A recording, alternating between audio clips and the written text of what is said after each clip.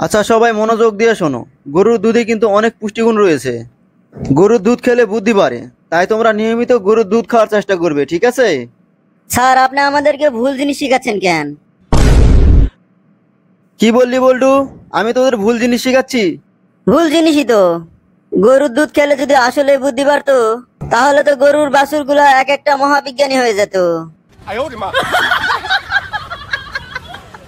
আচ্ছা বল্টু বলতো, একটি কলার দাম 5 টাকা হলে এক হালি কলার দাম কত? স্যার 15 টাকা।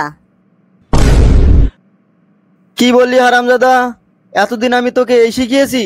আরে গর্ধব কোথাকার, সঠিক উত্তর হলো 20 টাকা। স্যার আমি জানি তো সঠিক উত্তর 20 টাকা, কিন্তু আমি তো দামাদামি করে 5 টাকা কমাই ফেলেছি। বাচ্চারা, সবাই একটা কথা সবসময় মনে রাখবে, সেটা হচ্ছে 10 মিলে করি কাজ, হারে জিতি নাহি লাজ।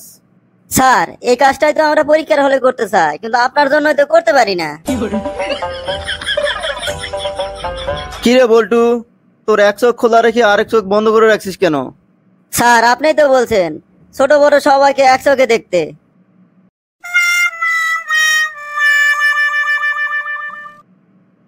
আচ্ছা সবাই মনোযোগ দিয়ে শোনো, আজকে তোমাদেরকে আমি মানুষের শরীরের কিডনি সম্পর্কে পড়াবো। আসলে কিডনি হচ্ছে মানুষের শরীরের এমন একটা জিনিস যেটা প্রায় ফিল্টারের মতো কাজ করে। আচ্ছা স্যার, ওইটা কি পানির ফিল্টারের মতো কাজ করে? হ্যাঁ, অনেকটা ওই রকমই। A few moments later. আচ্ছা বল্টু, যা তো, অনেকক্ষণ পড়াতে পড়াতে গলাটা একদম শুকায় গেছে, আমার জন্য এক গ্লাস পানি নিয়ে আয়।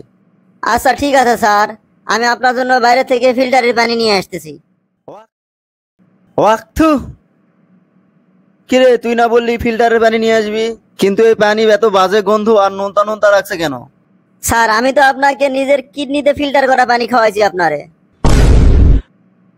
আচ্ছা বল্টু বলতো, বানর আর মানুষের মধ্যে পার্থক্য কি? স্যার বানরের লেজ থাকে পিছনের দিকে, আর মানুষের লেজ থাকে সামনের দিকে। আচ্ছা বল্টু বলতো, একজন শিক্ষক আর একজন সাধারণ মানুষের মধ্যে পার্থক্য কি? এই তো স্যার, একজন সাধারণ মানুষ যদি হঠাৎ করে বড়লোক হয়ে যায়, তাহলে সে ভুলে যায় পিছনে সে গরিব ছিল।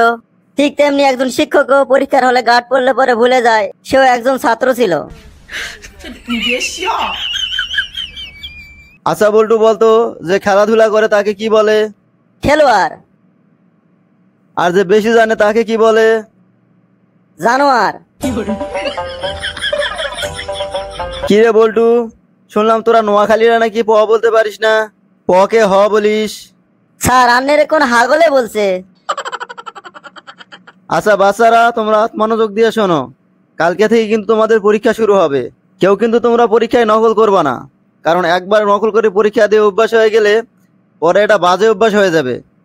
স্যার আমি তো প্রায় 4 বছর ধরে নকল করে পাশ করতেছি, কই আমার তো কোনো অভ্যাস হলো না।